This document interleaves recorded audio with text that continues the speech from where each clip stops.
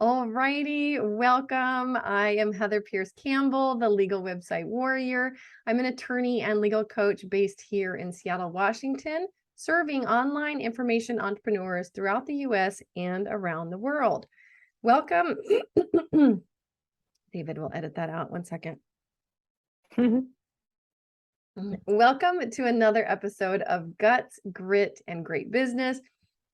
I am super excited to bring you our guest today, Tracy Holland. Welcome, Tracy. Thank you. I love the name. Oh, the name of the podcast? Yeah, I love it. I do That's too. That's exactly what it takes too. Right. Well, it was, I love naming things. I don't know what, it's just like a fun process. I had a lot of fun when I was actually choosing my brand name for the legal website warrior. And then for the podcast also, and it just like, when it clicks, I'm like, yep, that's it. And it was like so simple. And Yes. as I told you before we went live, like my podcast is one of my favorite places to spend time and one of my favorite things to actually come out of COVID. And so my goal with Guts, Grit, and Great Business was to bring conversations to the kinds of entrepreneurs that I serve that will help them hone their mindset, especially around long-term thinking, perseverance, like how to stay in the business building game, right? COVID was hitting at the time that I launched, and I thought nobody's talking about this, and nobody is talking about what a tremendous impact this could have on so many small businesses. Yes. So 1,000%. a little bit of the backstory, but I'm super excited to have you here. For those that don't know Tracy Holland, Tracy is a founder, investor, board member, and entrepreneur who is an authority on beauty and wellness with a global track record of incubating and launching brands. Tracy has dedicated her career to creating new brands and success stories by spotlighting innovation, amplifying authentic and celebrity voices in beauty and personal care, and nurturing promising talent, especially other women entrepreneurs. Tracy's passion for female entrepreneurs inspired the founding of Potential to Powerhouse, a podcast and member platform in January 2021, which brings world-class thought leaders together to inspire and empower the next generation of female entrepreneurs and to support them on their path to becoming a powerhouse. Find Potential to Powerhouse, Success Secrets for Women Entrepreneurs on Apple Podcast or Spotify. Welcome, Tracy. I love your introduction. Thank you. Thank you. Thank you. I appreciate that. Yeah. It is an honor to get to talk to you today. This is also one of my favorite things to do, is to have conversations with inspired women who are really forging a path and making an impact. And I think having the benefit now of 23 years as an entrepreneur, having sold the last business that I founded just in the last 6 months, and being in this place of looking at other women who are working their way through the stages of building a business, there's actually nothing more important now that I've done this and I work with other women entrepreneurs than mindset. Yeah. It is the key. Yes. Well, I remember having an early conversation with you around your business, and I can't remember who brought us together, right? Somehow we crossed paths. Michael Neely. Michael Neely. Big shout out to Michael Neely.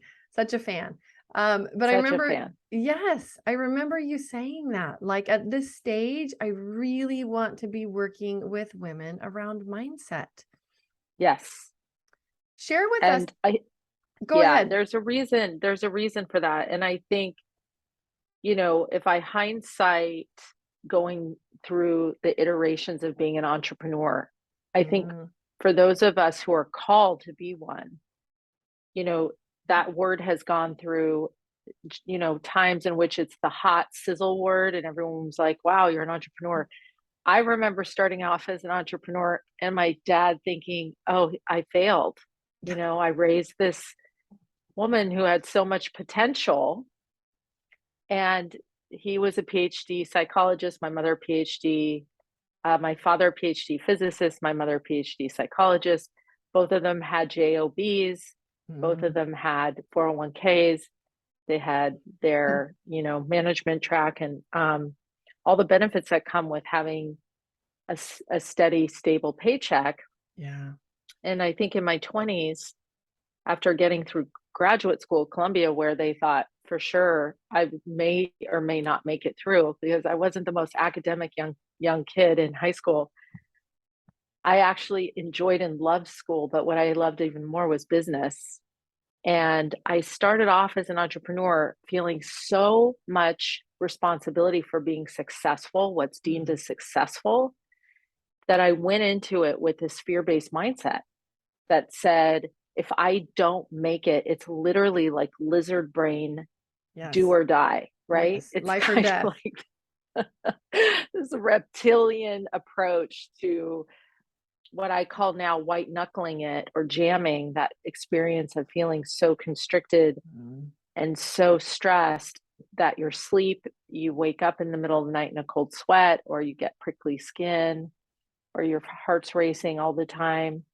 And I look back and I think, oh my gosh, I spent 20 years like with cortisol as the blood instead of the blood in my veins. I think it was like just pure cortisol and just, adrenal grit. Yes. And when I think about now the techniques and the approach that I use for expansion and coherence and bringing heart and head into coherence and the frequency, considering that we're all energy, we're all frequency, Mm. we actually speak to people 3 to 5 seconds before we even open our mouth, just based on our energetics, right? When we walk into a room, someone walks in, the back of your neck gets prickly, and you think, I don't know if I'm feeling comfortable with that. Your body's already scanned and read everything that person has and that they're putting out. So trust that. And, the approach of trusting yourself, getting into coherence, thinking about mindset. What are your thought patterns? How are you speaking to yourself? What kind of language are you using? How are you waking up and hearing what you say? All of that to me is so much more delicious and rich and nourishing to come from that place rather than that place of lack and fear and white hotness. Oh, it's such a good description. And I think, the white knuckling it through, like, I wonder what it is about the path of entrepreneurship that makes that, I think, a really common experience. Right. And Yeah. I think you explained part of it, like, depends on the upbringing, right? My dad was an entrepreneur. Yours both had JOBs, but I felt the same internal pressure, right? It wasn't an external pressure, but I felt the same internal pressure myself to like create something and do something that the way you describe it, like it's like a do or die, like you have to be successful, you have to do it a certain way or achieve a certain level. And it is just so fascinating to look at that and break it down and try to figure out, why that is and why it's such a common path for entrepreneurs. True. And I think it's tied to a couple of things I think that are interesting. And I don't have a lot of data around this, but enough to say, gosh, Mhm. that feels right to me. For for for me, being an entrepreneur had a lot to do with self-expression and Mhm. creativity and being able to really move at a pace that felt right for me. But ultimately, when I think back to what it actually meant, I think what it meant to me in the beginning was money. And for me, money meant safety.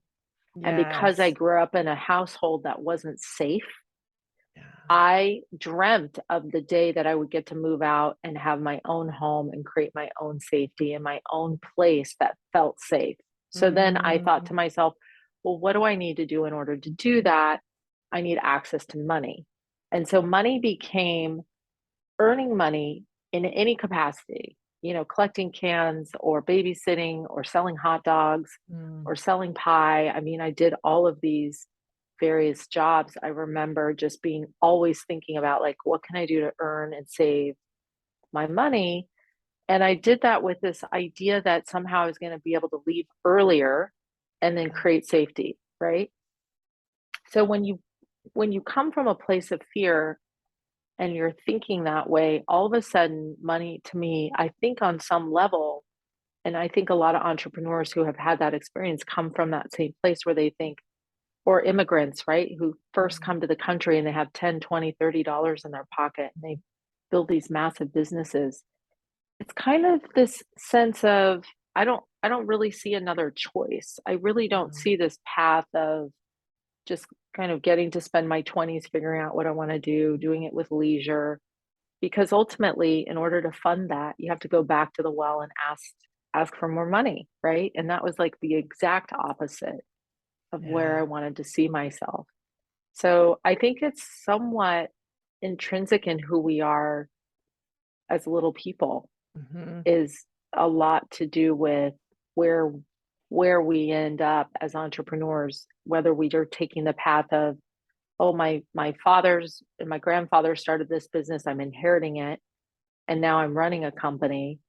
I have lots of friends who have had that incredible gift, and they're Mhm. great entrepreneurs, but they just have a different vibe, Mhm. right? They just have a much more measured approach with less maybe white hotness. Yeah. And so I think it just kind of depends on the person and the personality, but there's to me something very intrinsic in how you landed into the world, what you went through in your youth, and then where you end up Yeah. professionally as an entrepreneur. Yeah.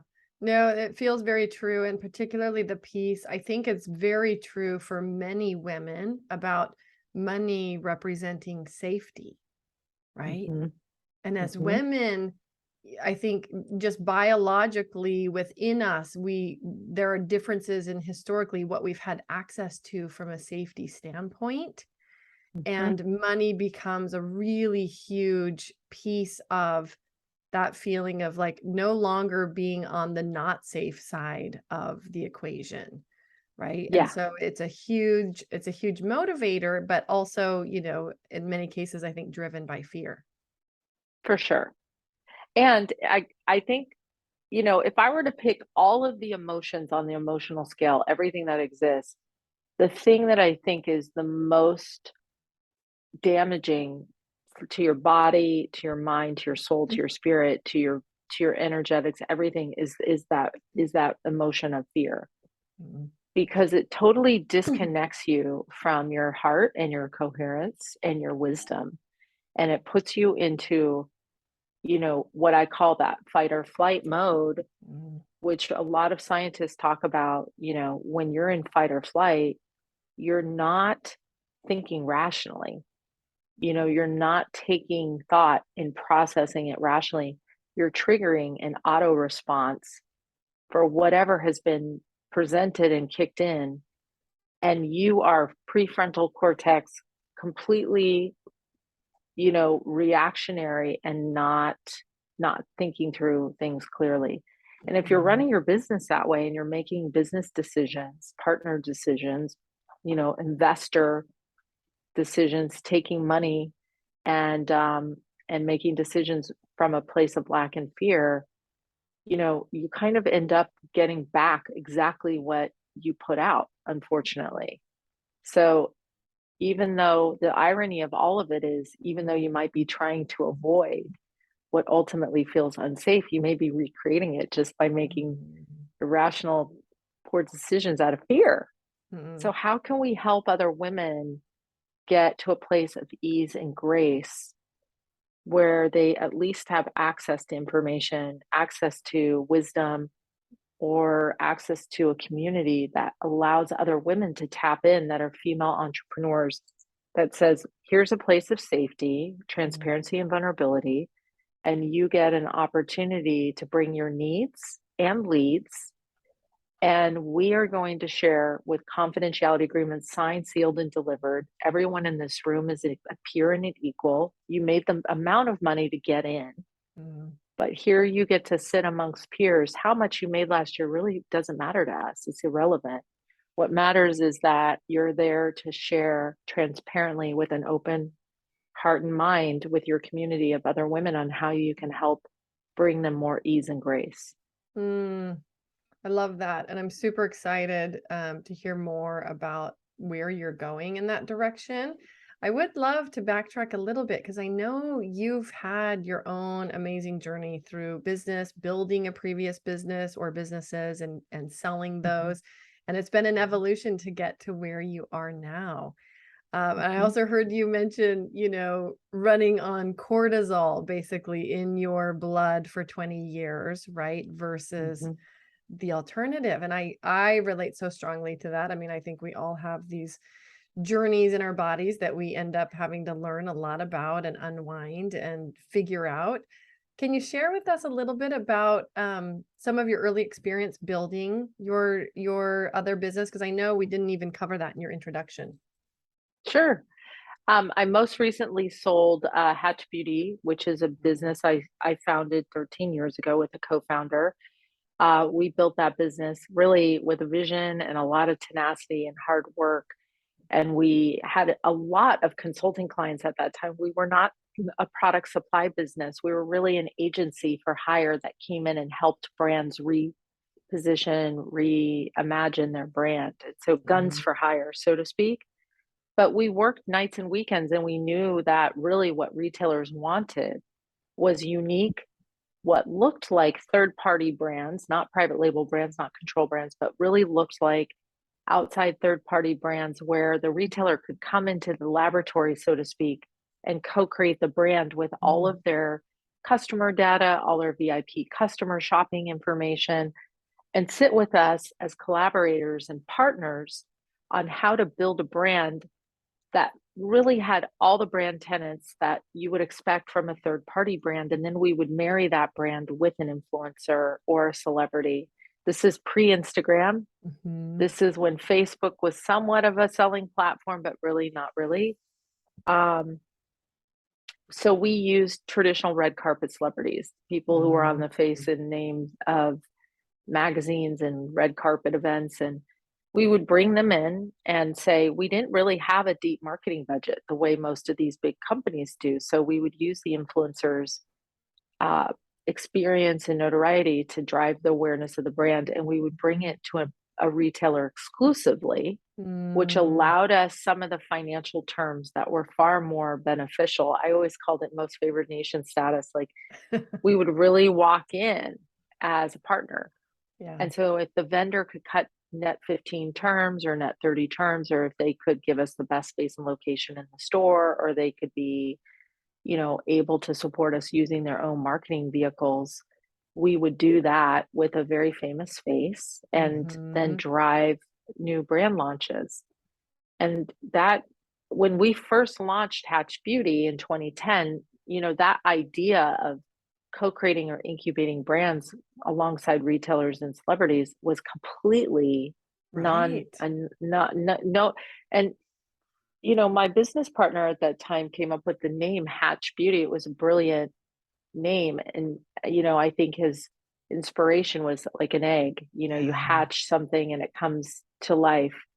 And so it really was, we spent the first maybe 3 to 4 years of that business somewhat explaining who we are and what we do. We had a couple of huge, massive successes that Mm. got a lot of press attention that really just drove a lot of new business. So we went in year one from 2 million in revenue. I think in year two, we were at 10 million in revenue, year three, 13, and year four, 45. And then after that, Mm. almost 70 million and Wow. above, almost 90 million in revenue in our fifth or sixth year. So it was a very fast trajectory. We did not Yeah. have any investors.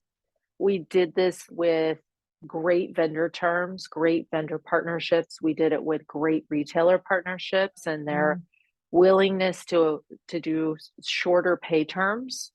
We did it with an incredibly talented group of creative and product developers and supply chain folks, and they all came in and worked, in some cases, their day job and then the night Mm. job in order to bridge us on payroll and staffing because we didn't have enough working capital to afford really the proper team size in order to build the business the way we needed to. Mm. And As fun as some of that was, as much fun and as exciting as every new win and every new deal, and you have to imagine going from, 2 million up to almost 80 million in 5.5 years Yeah. on an annualized basis, and buying a manufacturing facility and converting that into a manufacturing facility for our business and using our laboratory to make products and samples.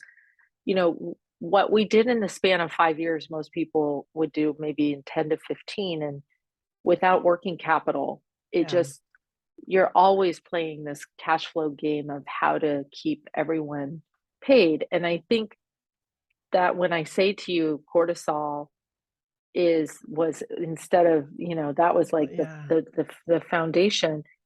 I think when you are hyper vigilant about taking care of your staff, taking care of your employees, making sure everyone's compensated and gets their bonuses and all of that, and then paid their vendors on time, and then making sure your retailers are happy. There's so much, there's so many balls in the air. Yes. And I had an incredible run prior to that, built and sold 2 different businesses prior to that. So I think my learning today is that that is all possible, but there is a different mindset or a different approach. I would have said no many more times than I Mm, said yes in hindsight, because when you look at the cost benefit mm, of saying yes, and then the toll it took on the team or on myself or on my kids or on the people around me, I think sometimes we get confused that like excessive growth as female entrepreneurs, especially. I mean, there's 4% of us that ever hit over 1 million in revenue per year on an yeah. annualized basis, let alone 50 million, let Yeah. alone 75 million. So every time I was told, like, you've literally done the impossible, like, people don't do this. How did you do it? How did this take place? It just drove and fueled me more, because I thought, gosh, how do I take a break? Like, now I've built Yeah. myself into this little prison.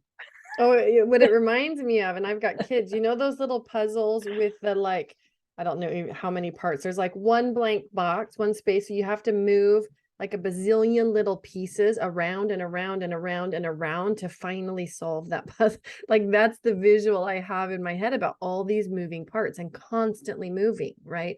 Shifting Constantly. this one and this one and like to get them all to keep working and then to keep working as this thing scales. It's just on a bigger scale. Completely. Yeah. Completely.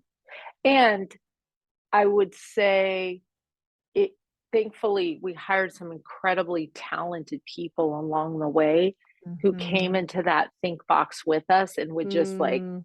try to Rubik's cube it. But when you have, now, and that the other thing that gets kind of funny, but not funny, is when you get over the staff size of about, I would say, 35 to 40 people, when you exceed that number of employees, your communication, your confusion, your what are you working on today?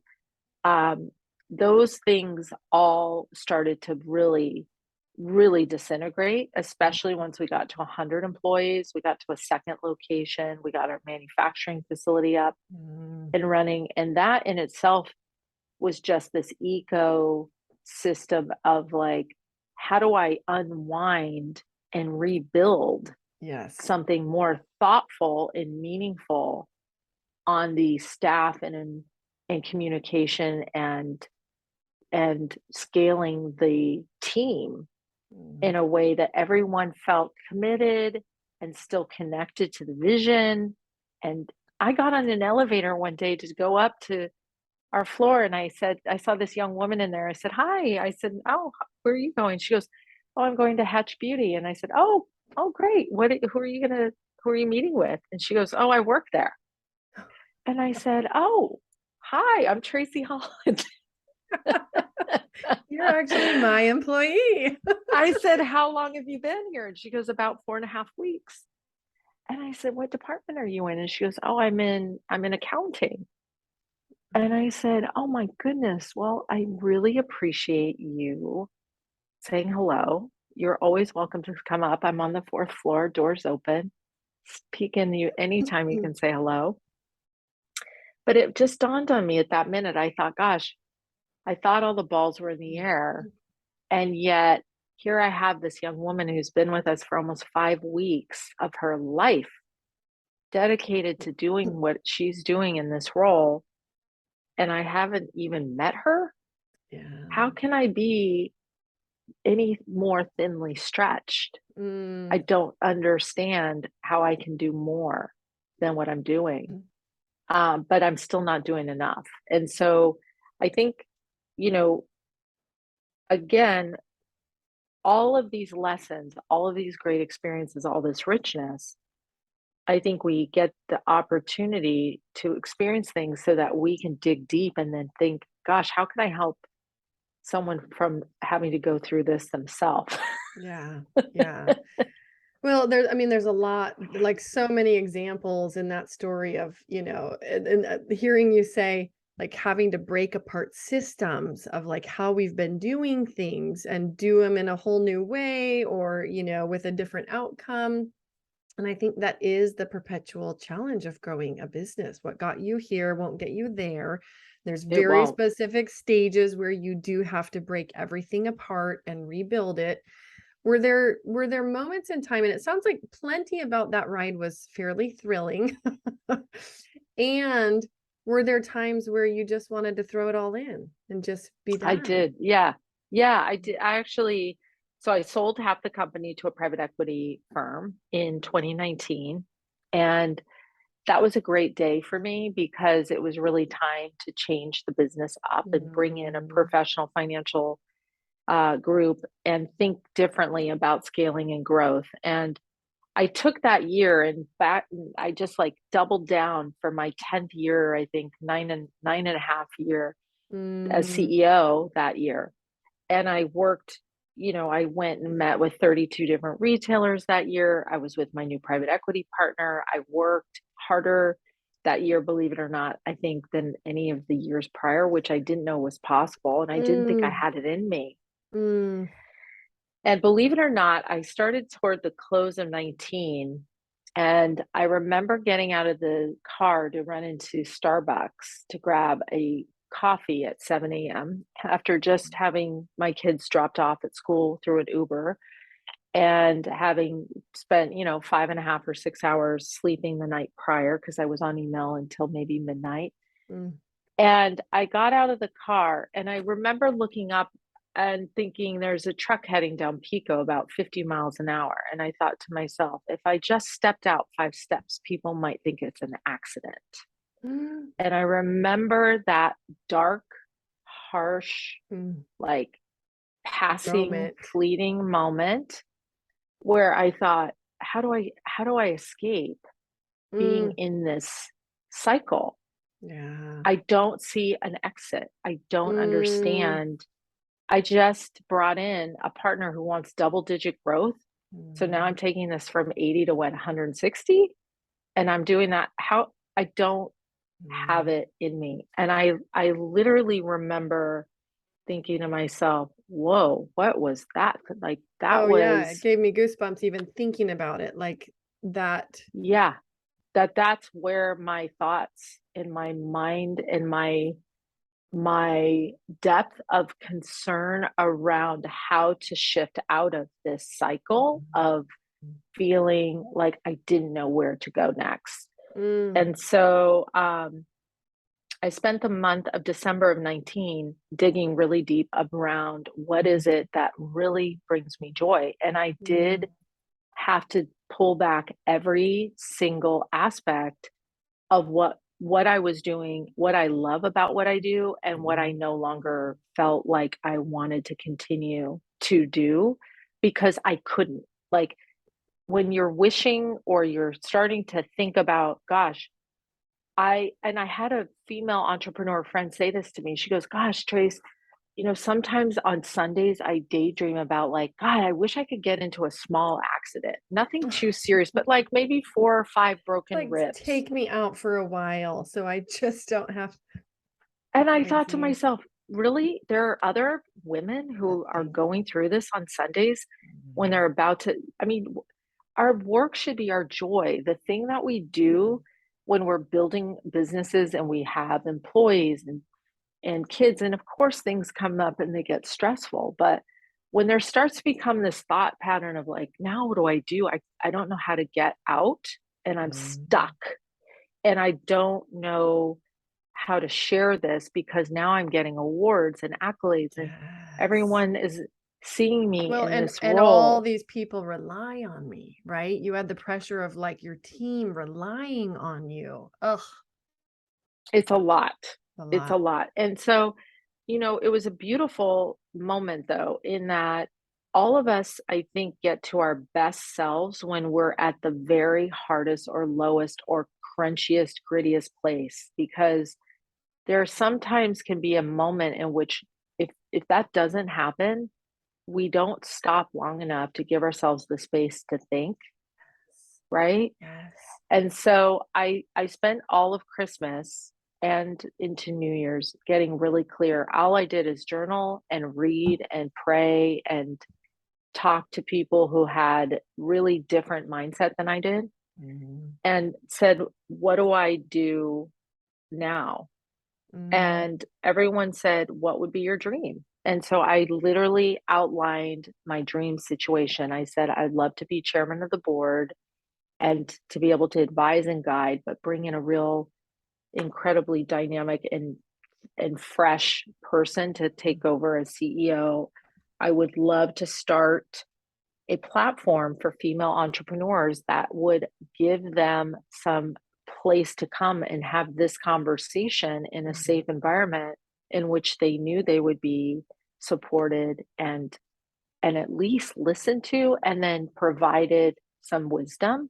And Mhm. I would love to travel and I would love to work on some projects that I feel really strongly about that support female entrepreneurs, where I can take some of the money that I earned on the sale and invest in female entrepreneurs and help open my Rolodex decks and help guide them Mm. on their growth journey. So that's what I've done. It was literally 6 weeks. It was that moment in November 19th.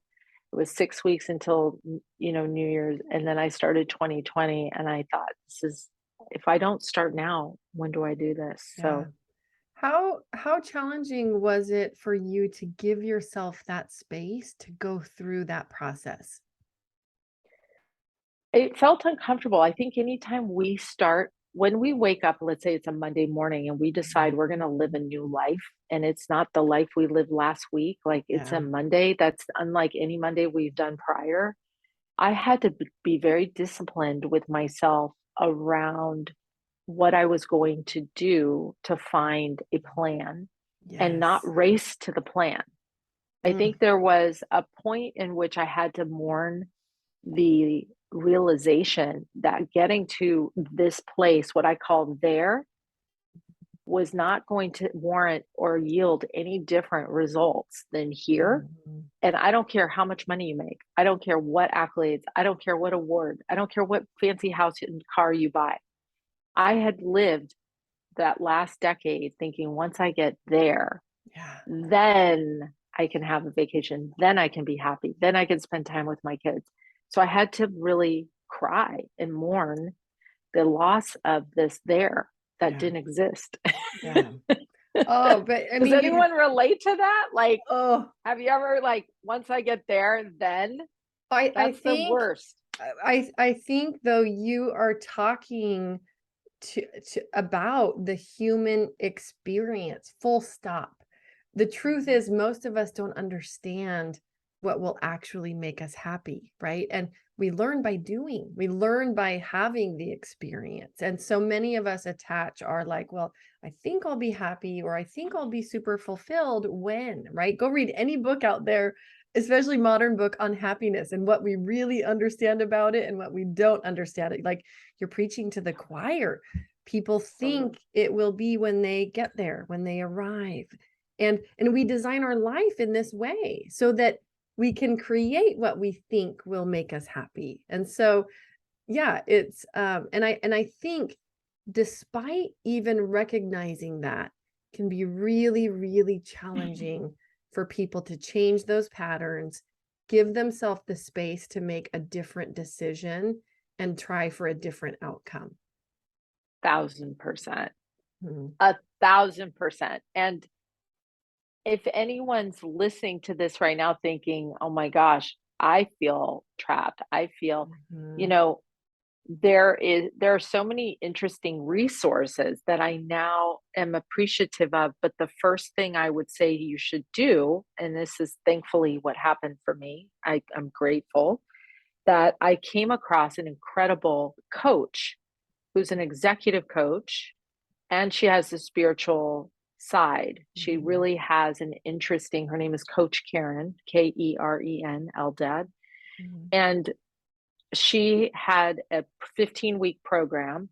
I heard about her through Gwyneth Paltrow, uh, who I think on Goop or somewhere someone had mentioned, but I think she and Gwyneth had worked together.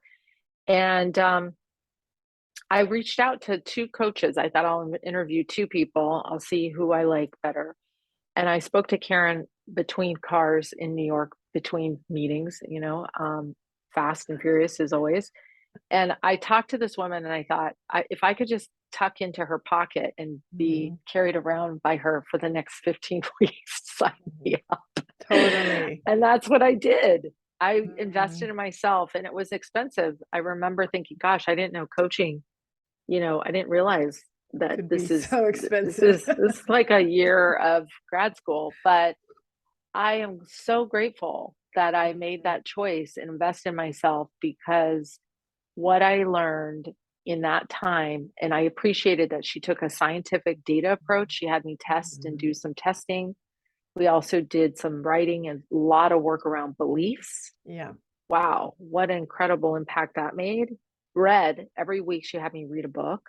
Mm. And it was literally a 3-month journey and realizing that I came out the other side and I thought, I cannot believe I didn't know all this stuff the last 30 something, 40 years. Yeah. How is that possible that I Yeah. haven't had made time to even understand there's a different way, Mm. right? Yeah. Yeah. So that was it. That would be my first step. If you're listening to this and you're thinking, what do I do? Step one is hire a really great, very aligned coach, not someone who's going to drive you on goals and hitting milestones. Like Yeah. I'm really good at that. I don't know about you. I don't need another person to tell Right. me That's how to. what we need to disconnect from, most of us. Yes. Yeah, this What are is a your different type. totally. What would you say to somebody that's struggling with how to make the right decision in that regard? Like who to It, choose, who yeah, to, how to find the person that is a good fit for them. I think and I'll tell you, I Mhm. would never hire someone without at least 2 to 3 referrals. Yeah. I would never take money from anyone for your company without 2 to 3 referrals Mhm. from people they have invested in 3 to 5 years from the date they invested. Mhm. Those are two rules. Put those in your pocket forever and forever. Call the folks that have worked with a coach and say, I'm considering hiring this person. What do you think? What was your experience? And ask them, and it needs to be more than one, it needs to be 2 to 3. Ask them what their experience was Yeah. and how long ago they had coached with them and what was the outcome and the impact. You can vibrationally tell when you Mhm. speak to someone if they're aligned with you or not, but the outcome is as much as you put in, you get out. So Mm. you have to say to yourself, this is my biggest priority. I realize I have a full-time job or I have a full-time business. I have 2 kids. I don't know if I have time for this. You don't Mhm. have you don't have you don't have the privilege of not having the time. Right. Let's put it that You way. don't have time not to do it. Yes, I totally hear you. Yeah. No, it's It huge. makes life-changing difference. Yeah. Well, Tracy, I've loved this conversation. I want to be super respectful of your time. So, a quick question for folks that are listening and are thinking, oh my gosh, I need to know more about Tracy, about her work, about this upcoming membership that you're about to launch, where these fabulous women can come together in a really sacred place and have meaningful conversations. Where do you like for people to connect with you? They can go to Tracy underscore Holland underscore mindset, Mhm. and that's on Instagram. Or they can go to Potential to Powerhouse. So Potential to TO Powerhouse. Mhm. And our membership that we're launching is called Inner Fifth. And the inner fifth is the bridge across four hugely important pillars in every female entrepreneur's life. It's health, wealth, relationships, and purpose. And those four Mm. pillars are the four pillars of everyone in inner fifth. The bridge is the inner fifth, that center bridge that takes you across all four. And we are really excited. I'm launching it with Danielle Canty, who is the founder of Boss Babe. And so she has a community of incredible female up and coming entrepreneurs. I have a community of incredible powerhouse women. And together we're creating a mastermind series, a summit, and a dine around series, which is all part of the membership. Oh, love it. So if you are listening, be sure to check that out, Tracy. We will share all of your links on our show notes page. You can find those at legalwebsitewarrior.com/podcast. And we'll try to publish this in a time frame where, people are hearing about it right before you launch and open the doors. So we'll be in touch about that. Tracy, what final thoughts would you like to leave our listeners with?